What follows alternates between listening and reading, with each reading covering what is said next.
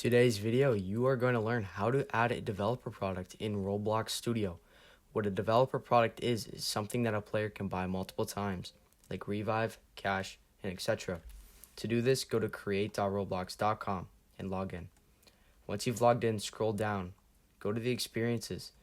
Once you're in experiences, you see all the games that you have made. If you don't see the game that you have, make sure to publish it or make it public. Once you see it here, click the three dots and then click open a new tab. Once you've done that, you see your game. On the left side, you see a small bar right here like this. Scroll down and then go find monetization. Once you're here, click developer products, and now you can see all the products you've made for this game.